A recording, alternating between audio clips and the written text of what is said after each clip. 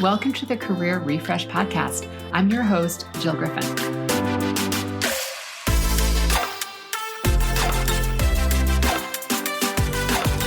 I'm a former media and marketing executive turned career strategist and executive coach. I spent my career working my way up and through the ranks of global organizations and startups, and today I show others how to do the same. Join me each week as we discuss the strategies and actionable steps to leverage your strengths, increase your confidence, and develop your career well-being. Ready? Let's do it.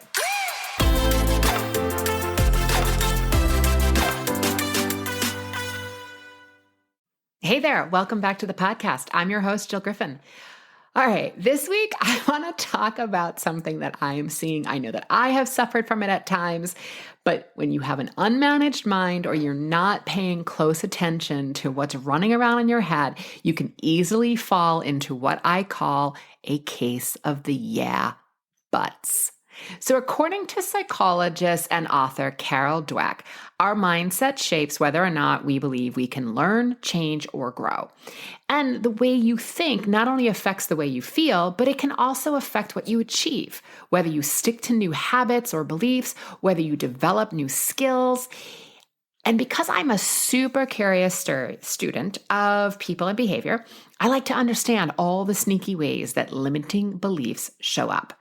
We are often cruising along, believing we're in a good space, thinking positively, things are going well, and then slowly and subtly, negative thoughts worm their way in. And we believe these thoughts to be facts. Yeah buts can show up in different situations, but it's basically fear that you rationalize with your, you got it, yeah, but. It's the equalizer, the justifier. Let me prepare myself now. Let me almost have pre-traumatic stress now because I'm going to prepare myself and everyone else for the disappointment or something that's not going to happen. And yeah buts stem from irrational fear that you've masked with a sense of assuredness, a sense of certainty, right? Irrational fears are fears that they cannot be proved. They're not necessarily agreed upon, right? An irrational fear is like, I'm never going to get promoted.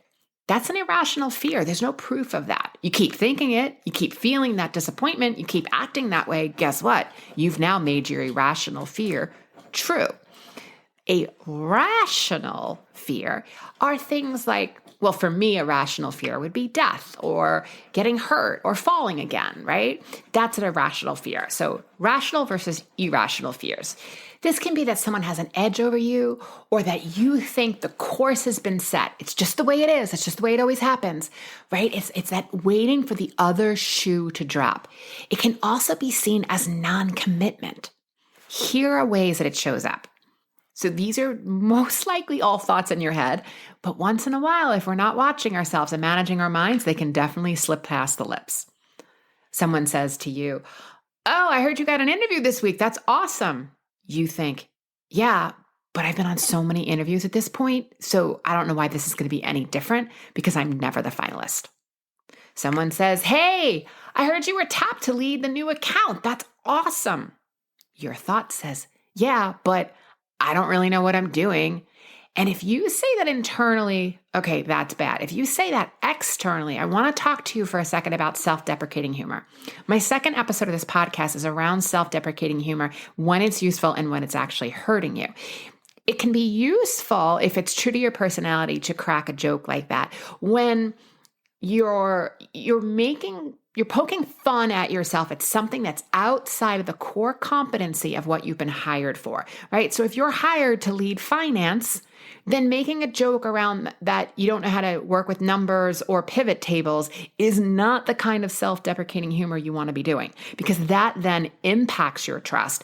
People are then going like, who's in charge and why should we believe this person, right? Where you could use self-deprecating humor is around some of maybe your quirks, your personality traits, or you lack patience, right? So self-deprecating humor, again, can be used in a way that's really, really impactful, and it can build trust. It can create alignment and connection. It can also make you look like a really vulnerable leader in a good way, right? That's Brene Brown level of vulnerability.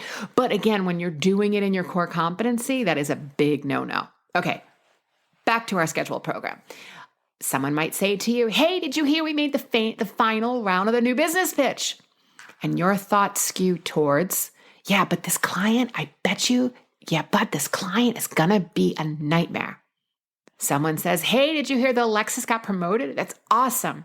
You think, yeah, but her book of business is super easy compared to what I have to call on, and I'm never going to get promoted. Someone says, hey, you're joining us tonight? And you say, yeah, but I got to see if I can get this finished first. And then I'd also say pretty much anything that the media reports on. There's if you've ever watched local TV news, you see it, right? Where the headline is some sort of doomsday headline about some local issue that's really not that big of a deal.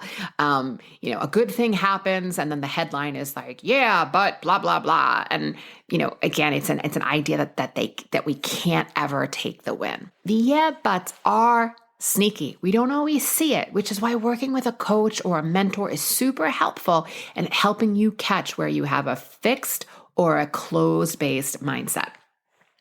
And whether yeah buts happen because of doubt, comparison, non-commitment, defensiveness, not being coachable, or imposter syndrome or fraud complex, this all really stems from fear. When your yeah, but is a comparison, it's usually fear that someone is better than you, so you do it as a form of leveling, right? I have this, but they have that. If it's non-commitment, it's a half agreement. You don't want to be held accountable for something else better might come along. And that's fear that you may not like the experience, or fear that you're not convinced that the experience is going to be worth your time. It almost brings up memories of like that bad high school boyfriend or high school girlfriend where they could never commit to plans too far in advance in case something better comes along. Another way is justification. Yeah, but they're doing it, right? This deflects responsibility. It's not being accountable. It's kind of childlike behavior, a little bit entitled. And we see this very often in the both sides ism that we see today in our culture. Another way is doubt, that your fear that you're not good enough or you're going to be found out. There could be a defensiveness that is around self-protection, protecting you against shaming, other people's opinions, or failure. You are afraid of what someone else might think about you. And look, in a workplace environment, fearful people don't necessarily act scared the way we think they would. Fear can show up as anger, defensiveness, and the more casual, yeah, but fear means that you're normal and that you're wired for survival. Fear falls into the two camps of rational and irrational fear. So let me tell you a little story. Recently, I took on a really big corporate assignment, very excited about it. And I work with individuals one-on-one because I love to help leaders at all levels. And it also helps me understand the nuances of the office. I work with teams in the office because it helps me improve their dynamics, and it gives me an opportunity to revolutionize the workplace, productivity, and also improve people's career well-being. It's all a personal mission of mine. So one day, this coach came up to me and said, hey, tell me what's new and good. And it happened to be the exact same day that I signed this contract. So I shared that this opportunity was happening and that I was really excited about it. And her first response, without even skipping a beat, was, yeah, but you're going to have to do so much work. It's probably not going to be easy or worth it. You're going to hate this. So do you see how the yeah, but shows up? It's almost like I'm not in her brain, but it's almost like, is she trying to protect me? Does she think I should be doing something different with my time? Is she thinking, oh gosh, what does that mean for me if Jill's taking on this type of assignment? Where's my share? Right? It's a scarcity thinking. And again, I'm not in her head, nor do I care to be. I'm just saying these are the ways that it shows up. And you know what? It's like people are messy. And while I will always gravitate towards people supporting others as the people that I want in my inner circle, I was really able to separate her words from myself. It was almost like I had on those Wonder Woman cuffs where I was like, bing, bing, right? I was able to like, oh, okay, that's about you. I was able to tap into empathy because we've all had the moment where we feel we're not advancing. We feel time is running out. We feel we're not where we should be. We feel that we should have had more. And that irrational fear can be really crippling. So are your yeah, buts rational and factual? Or are they based on your thoughts and the story you're telling yourself and you believe your thoughts? Without your mind, there is no fear. Let that sink in. So this is not the time to judge yourself because your fear is going to get worse and your yeah buts are going to grow because you resisted them. You wanted to bury them. You didn't want to know about them. You didn't want to investigate them. You just pushed them under the rug. Evolutionary biology is still running the show. And it's going to be running the show for at least our level of evolution. The brain is trying to keep you safe. Just notice where your yeah buts come from. Ask yourself, what is it that I'm avoiding? What is it about this particular situation that it's making me super uncomfortable? And then what are you making that news or the information, what are you making it mean?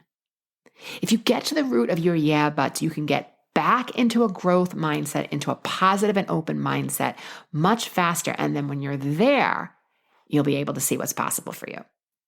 All right, my friends, as always, let me know what you're thinking. You can send me an email at hello@jillgriffincoaching.com.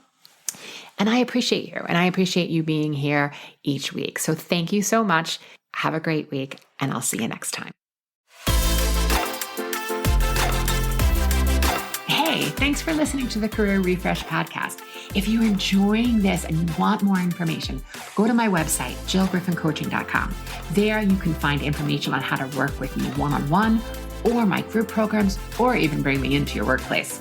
I'll put the link to my website in the show notes. But hey, listen, before you go, do me a favor, rate and review this podcast because it definitely helps me get the word out to people everywhere so that they can also thrive in the workplace. All right, friends, I appreciate you. I'll see you soon.